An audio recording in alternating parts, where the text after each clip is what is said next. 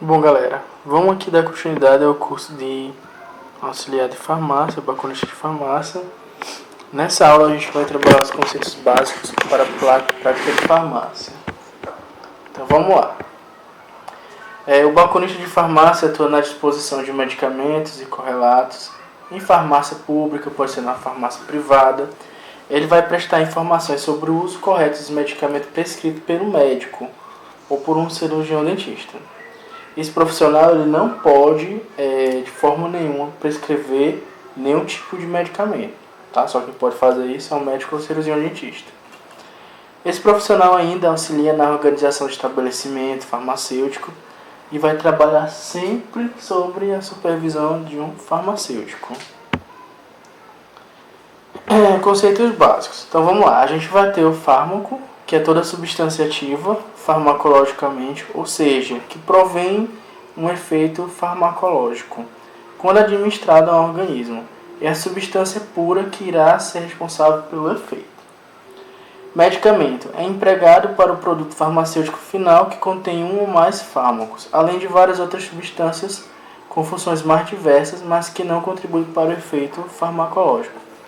Então, no medicamento, basicamente essas outras substâncias, elas vão ter o efeito de conservante, né? Elas vão servir ali para estar prolongando mais a vida do medicamento.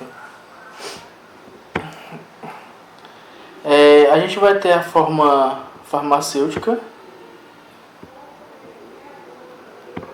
E aí essa forma farmacêutica vão ser as formas que os medicamentos eles podem se apresentar.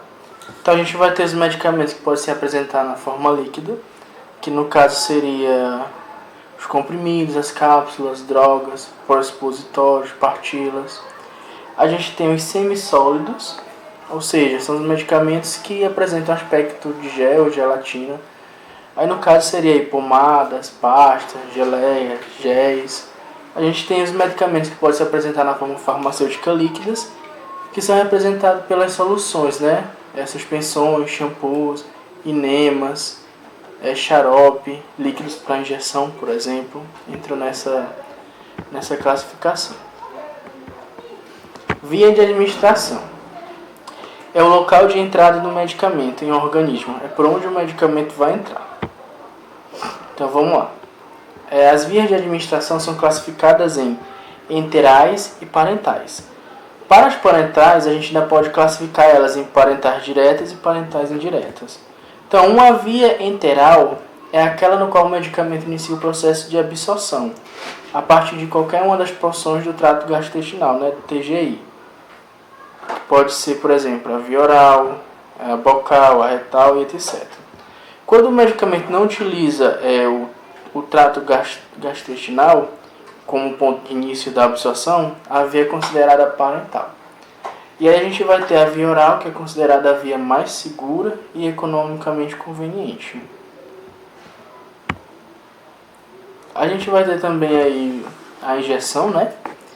Que foi inventada por Benjamin Bell em 1858. Ele desenvolveu um método que usava uma agulha adaptada a uma seringa para injetar medicamento diretamente no tecido. Essa prática recebe o nome de injeções. A via de administrações que são parentais e utilizam as injeções são conhecidas como parentais diretas. Como exemplo, temos aí as vias subcutânea, conhecida pela sigla SZ, intermuscular, internervoso, intracardíaca, intraocular e etc. Todas as vias que não utilizam o TGI e nem o recurso da injeção, elas vão ser conhecidas como as vias parentais indiretas. Como, por exemplo, temos as vias cutânea, tropical, nasal, ocular, areocular, vaginal e etc. Então, gente, basicamente a aula é essa. Na próxima aula, a gente vai trabalhar a organização da farmácia.